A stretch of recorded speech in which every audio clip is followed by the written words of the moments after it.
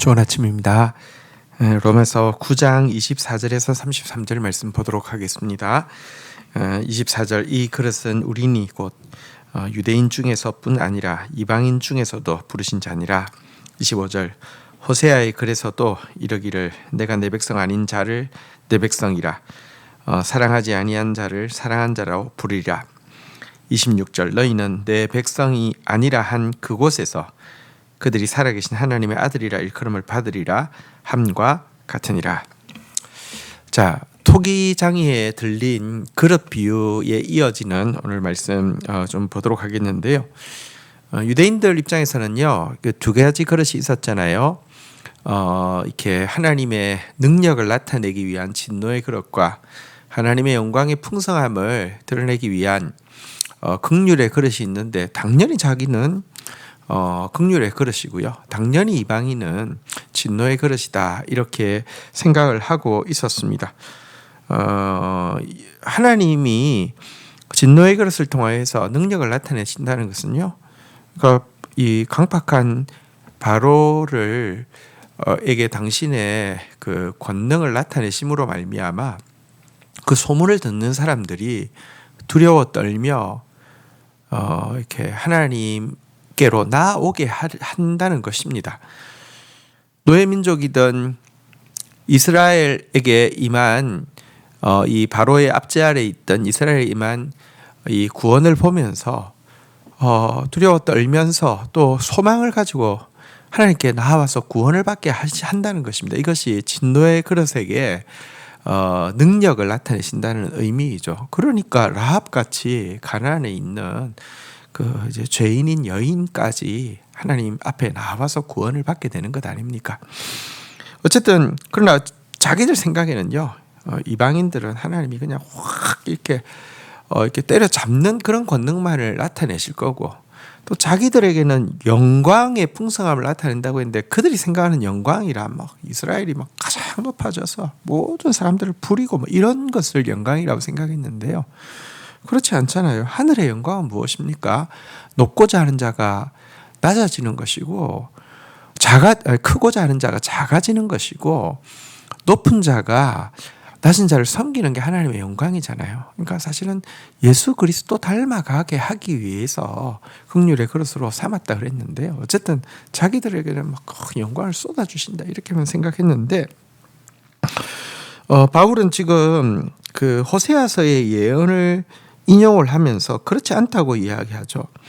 사실 하나님께서 이렇게 그 이방인들을 향해서, 다시 말하면 이전에는 내 백성이 아니고 내가 사랑하는 자가 아니라고 한 그들을 향해서 이제는 내 백성이라고 부를 것이고 내가 사랑하는 자라고 부를 것이라고 하신 그 예언을 인용하면서, 여러분, 하나님이 어쨌든 믿음으로 이 구원에 이르는 모든 자들을 이제는 내 백성이라고, 이제는 내 사랑하는 자다라고 불러주시며, 심지어 이제는 너희가 내 하나님의 아들이라는 호칭까지 주신다, 이렇게 이야기를 하면서요, 주님의 긍휼이 유대인들의 생각과는 달리 이방인에게까지, 유대인들 생각에는 진노의 그릇이라고만 생각했던 이방인에게까지 그 긍휼이 미치고 있다라고 이야기합니다.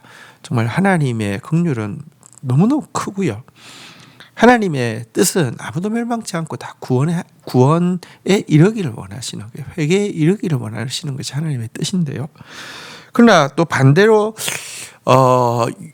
유대인들을 향한 예언의 말씀이 27절부터 나오는데요. 27절 또 이사야가 이스라엘에 관하여 외치되 이스라엘 자손들의 수가 비록 바다의 모래가 들지라도 남은 자만 구원을 받으리라. 28절 주께서 땅 위에서 그 말씀을 이루고 속히 시행하시리라 하셨느니라. 29절 또한 이사야가 미리 말한 바 만일 만군의 주께서 우리에게 씨를 남겨두지 아니하셨더라면 우리가 소돔과 같이 되고 고모라와 같이 같으리라 함과 같으니라. 그리고 유대인들은요, 이제 하나님께 사실은 축복을 많이 받았죠. 뭐 놀라운 축복, 그러니까 영적인 축복뿐만 아니라 실질적인 축복도 많이 받았고요. 이렇게 아브라함에게서 시작했고 또 출애굽 때는 노예 민족이었는데 정말 하늘의 별처럼 바다의 모래 같은 많은 자손을 주셨지만 구약 이사야를 비롯한 선지서에서 끊임없이 이야기하고 있는 것은 혈통적 유대인이 아니고요. 그들 가운데 남은 자, 다시 말하면 가난하고 겸손한 자들만 구원받는다라고 이야기하셨는데 그 예언대로 바다의 모래 같은 그들 가운데 진짜 소수의 남은 자만 구원을 받게 하셨다라고 이야기하고 있고요. 심지어 이 소수의 남은 자도 하나님이 긍휼을 베풀어 주셔서 남았지 그들이 남을 만해서 남은 것이 아니다라고 이야기하면서 만일 하나님께서 긍휼을 베풀어서 씨를 남겨두지 않았다면 소돔과 고모라처럼 전멸했을 것이다 라고 이야기를 하고 있습니다. 그들의 공로가 전혀 통할 수 없다는 것을, 유대인이라는 혈통적 공로가 그들이 율법을 가졌고 할례를 행했고 이런 공로가 전혀 통할 수 없음을 이렇게 이야기하고 있습니다.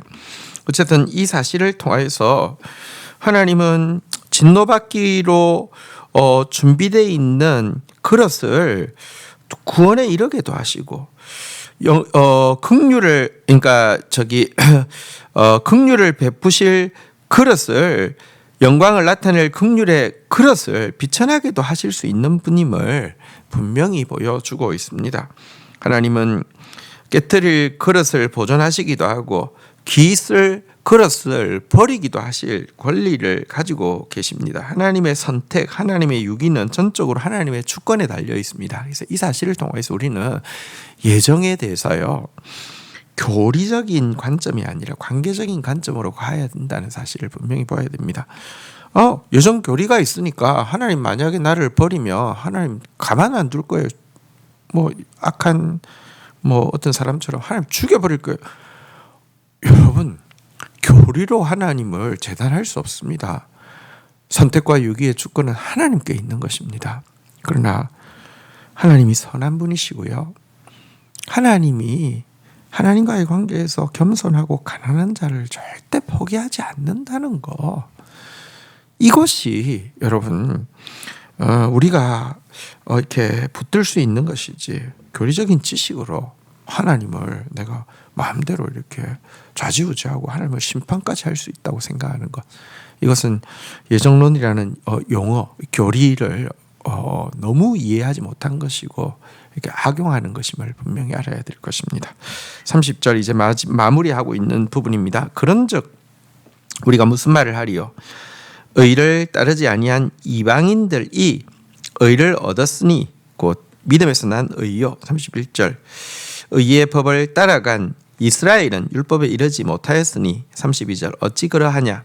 이들은 그들의 믿음을 의지하지 아니하고 행위를 의지함이라 부딪힐 돌에 부딪혔느니라. 33절 기록된 바 내가 걸림돌과 거치는 바위를 시온에 두었노니 그를 믿는 자는 부끄러움을 당하지 아니하리라 함과 같으니라. 자, 여러분, 사실 유대인과 이방인 중에서 누가 더 의에 가까운 사람일까요? 누가 더 의를 찾는 사람일까요?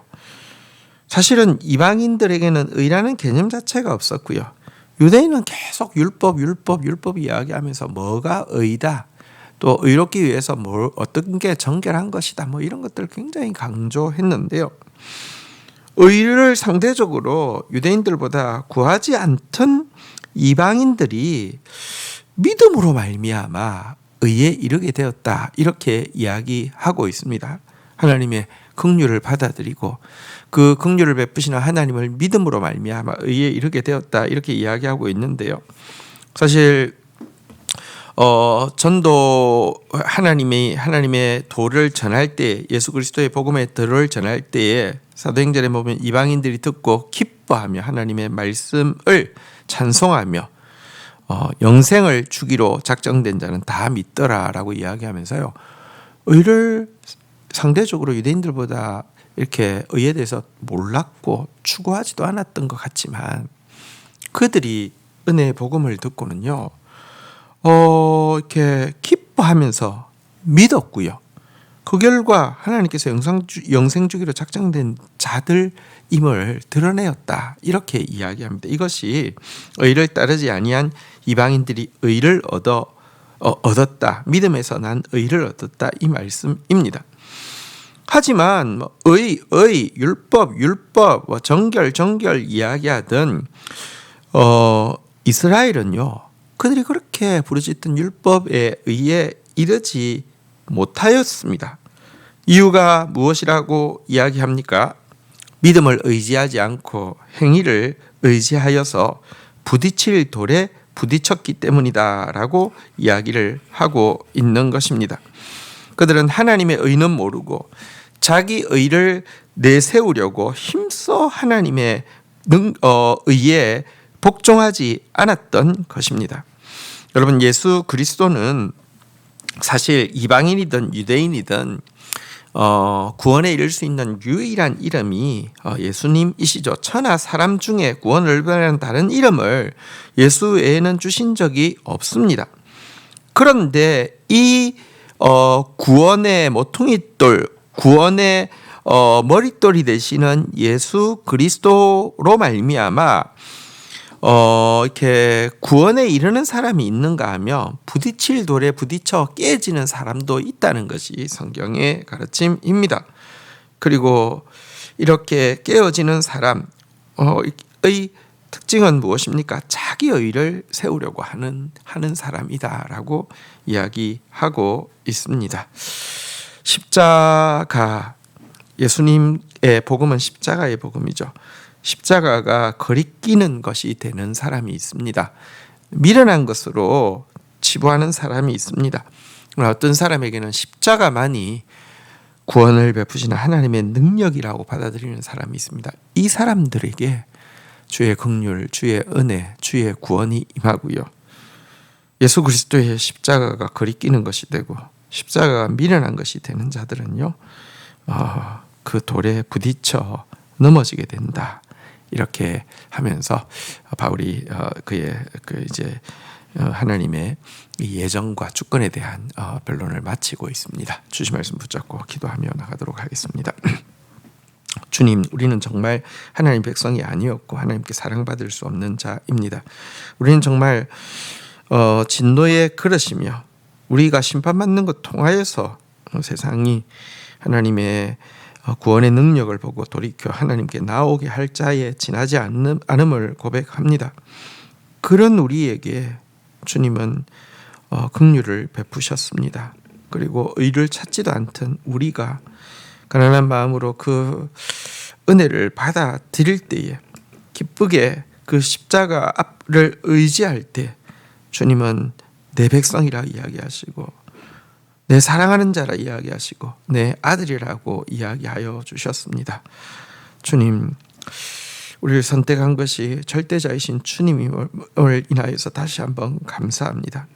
주님과의 관계에서 죽은 교리적 지식 가지고 하나님을 재단하거나 판단하는 어리석은 자 되지 않게 하여 주시고 항상 주님과의 살아있는 관계를 가지며 가난한 자, 겸손한 자, 십자가를 사랑하는 자로 서서 이 구원을 빛내는 자 되어지게 하여 주시기를 간절히 간구하고 소원하오며 거저 받았사오니 이 구원의 은혜를 거저 흘려보내는 하나님의 백성 되도록 은혜를 베풀어 주시옵소서. 예수 그리스도의 이름으로 기도 올립니다. 아멘.